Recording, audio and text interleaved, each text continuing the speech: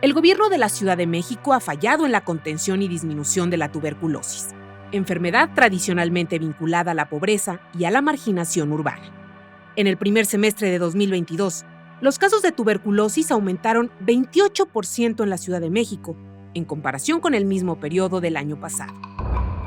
De acuerdo con datos de la Secretaría de Salud, de enero a junio de 2021 se presentaron 308 nuevos casos, mientras que en ese lapso de 2022 se registraron 395. Estas cifras aparecen en un informe enviado a la Sedena y a integrantes del Comité Estatal de Vigilancia Epidemiológica. El documento se encuentra dentro de los miles de correos electrónicos hackeados por el grupo Guacamaya al Ejército y revela deficiencias en las políticas públicas de salud del gobierno de Claudia Sheinbaum. De acuerdo con este informe, del total de casos registrados en los primeros 6 meses de este año, 260 son de tipo pulmonar, 23 de meningitis tuberculosa y 112 corresponden a otras formas de la enfermedad. La incidencia no solo vuelve más lejana la meta de erradicar o al menos reducir las infecciones, sino que pone en riesgo a menores que llevan años esperando vacunas BCG contra tuberculosis y a personas con el sistema inmune comprometido como diabéticos o personas con cáncer o VIH. Aunque la tuberculosis se manifiesta en diversas partes del cuerpo, solo el tipo pulmonar es contagioso. ¿Cómo se transmite? Exactamente igual que COVID-19. Esto es lo que ocurriría si una persona infectada tose dentro de una sala de cine. Después de que termina la película, de los 100 que estábamos en el cine, 100 salimos infectados de tuberculosis, los 100. Pero 90 de ellos van a tener lo que se llama una tuberculosis latente. ¿Qué quiere decir? Que no van a tener tuberculosis activa en ningún momento de su vida. Pero 10 sí. En esos 10, 5 ocurren en el primer año y los otros 5 en el transcurso de su vida cuando algo les baje las defensas. Si les dan cortisona, si les da VIH, si tienen quimioterapia. Es decir, que pocas personas infectadas con la bacteria desarrollan la enfermedad. El problema viene cuando el sistema inmune no funciona como debería, surgen los primeros síntomas y no hay una pronta atención médica. Pues si no detectas no puedes tratar. Y eso te genera 2 contingencias. La primera, no puedes tratar a quien ya está enfermo y la persona que está enferma, activa, pues sigue expandiendo la bacteria. Las alcaldías con el mayor número de contagios son Iztapalapa y Gustavo Amadero, seguido de Cuauhtémoc, Tlalpan y Álvaro Obregón. 140 casos fueron en mujeres y 255 en hombres.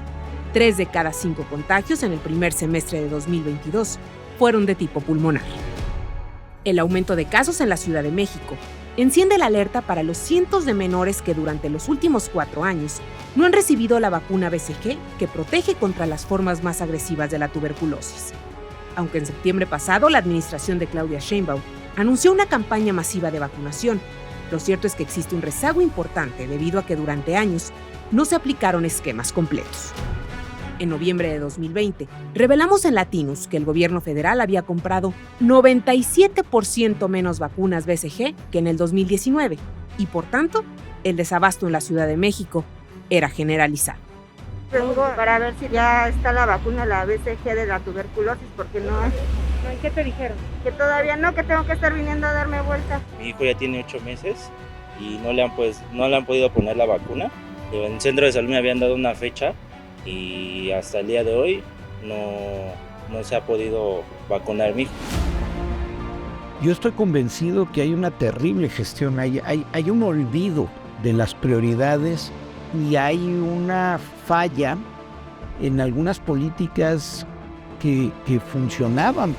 A nivel nacional, según datos oficiales, 5 entidades se han mantenido con el mayor número de contagios por 3 años consecutivos. Se trata de Baja California, Veracruz, Nuevo León, Chiapas y Jalisco. Es de estas enfermedades que sí son típicas de los determinantes sociales. La tuberculosis, más que muchas otras, se manifiesta en comunidades con fallas en la nutrición, con comunidades donde hay otras comorbilidades, por ejemplo VIH, muy expuesto en zonas migratorias. La situación se hace todavía más grave por la falta de detección de medicamentos y seguimiento a los casos activos.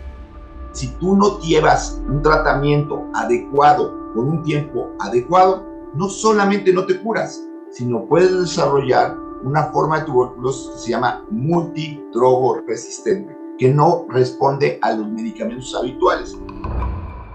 A principios de noviembre, la Organización Mundial de la Salud alertó por primera vez en 20 años del aumento de casos de tuberculosis en todo el mundo, principalmente en Asia y África. Se trata de un efecto de la pandemia, por la baja detección y el uso de ciertos medicamentos. COVID requirió de la utilización de altas dosis de cortisona en muchos pacientes.